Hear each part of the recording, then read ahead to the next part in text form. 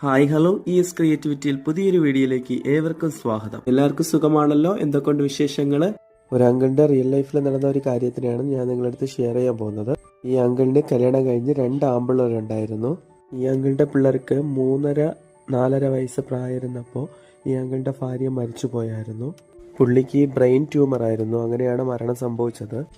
ഇവർ തങ്ങളിൽ love marriage ആയിരുന്നു. അങ്ങനെ പുള്ളിക്കാരനെ സപ്പോർട്ട് ചെയ്യാൻ ആരും ഇല്ലായിരുന്നു. நிறைய പേര് വേറെ മാരേജ് ചെയ്യാൻ വേണ്ടിയിട്ട് പുള്ളിക്കാരനെ നല്ല ബ്രസ് ചെയ്തു. പുള്ളിക്കാരൻ അതിനൊന്നും സമ്മതിച്ചു കൊടുത്തില്ലായിരുന്നു.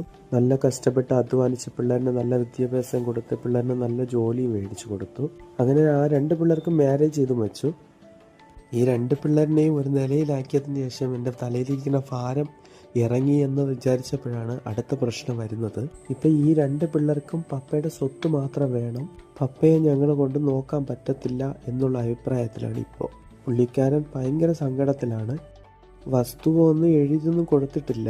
എന്താണ് തീരുമാനം എടുക്കണമെന്നുള്ള ഒരു ടെൻഷനിലാണ് പുള്ളിക്കാരൻ ഇപ്പം ഇരിക്കുന്നത്. ഈ അങ്കിളിന്റെ ആഗ്രഹം പിള്ളേർ തന്നെ എന്നെ നോക്കണം, പിള്ളേർക്ക് തന്നെ ഈ വസ്തു ഞാൻ കൊടുക്കുകയും ചെയ്യും എന്നുള്ള ഒരു തീരുമാനത്തിലാണ് പുള്ളിക്കാരൻ.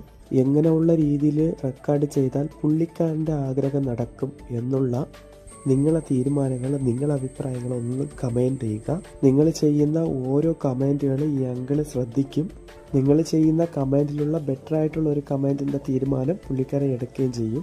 അങ്ങനെ ഒന്ന് കമൻറ്റ് ചെയ്ത് സപ്പോർട്ട് ചെയ്തേക്കണേ.